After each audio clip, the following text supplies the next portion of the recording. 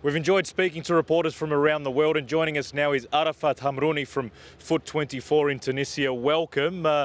What did you make of Tunisia's first up performance against Denmark? Tunisians are really happy with the first match performance against Denmark. We played well. We could even win the match, and that's what the supporters said after the match. We could really manage. We could really have a better result, but we are satisfied. We are happy with the first match, and we are waiting for our next opponent, which is Australia. We have to win this match to keep dreaming of the second round.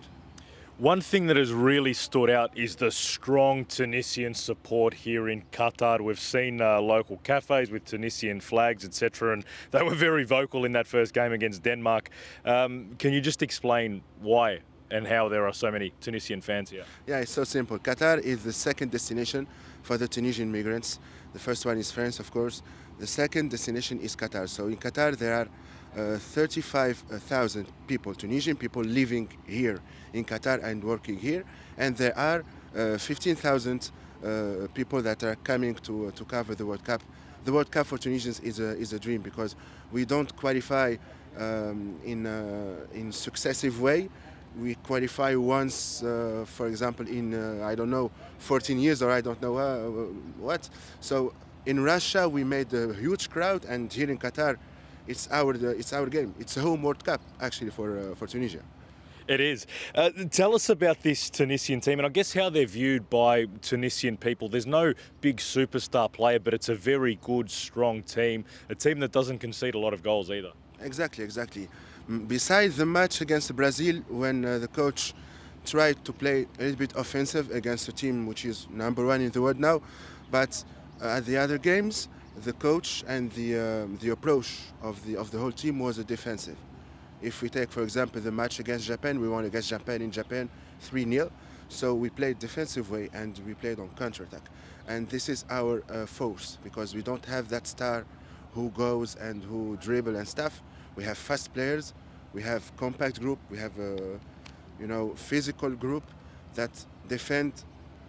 Everyone defend with each other, everyone defend together, and then we go directly with fast strikes. And that's what makes the... I'm giving you the Tunisian recipe, actually. I should not do it, but I'm giving you the Tunisian recipe. We'll tell the coach. Don't. Australia had a very tough first up game, a 4-1 loss against France. How do you think this Tunisia-Australia game shapes up? Well, I've been there at the France-Australia match, and I think that the first part of the first half was quite good for Australia. They scored the goal, and they were having a good deal with one of the best teams in the world, with the champion of the world. But I think that France, in this group, France is really higher than the other teams, even higher than Denmark, because in these tournaments, big teams are still big teams.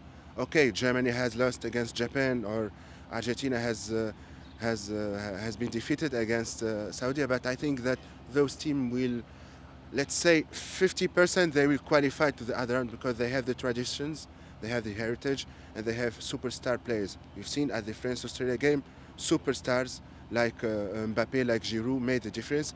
And I think that in Tunisia it will be different, because Australia won't face big stars and won't face big individualities, but it will face a compact team that defend together. We call it in Tunisia grinta, which means kind of will. You see, so the players, as you've seen at the Denmark match, they were so motivated. It's their first World Cup, so they're even ready to eat the grass, like we say in Tunisian. So I think that Australia will face not a tactical team and not a defensive team only, but they will face a very motivated players. There's the coach Graham Arnold to our right. We'll have a chat to him about the Tunisian tactics in a moment. I will call my coach. I will call the Tunisian coach to change the tactic. Very good. And just finally, which Tunisian player do the Socceroos need to look out for? Many Tunisian players. Many. Why I'm saying many? Because, as I said, we don't have a big star. So we have a good midfield. And at the modern football, midfield is kind of 50% of the team. So we have a good midfield with Khiri, who plays in La Bundesliga with Köln, and Laidouni, who is one of the stars of the European leagues now. and he's even wanted by big clubs like Feyenoord and like other clubs. So I think that this duo, any team, should be wary of.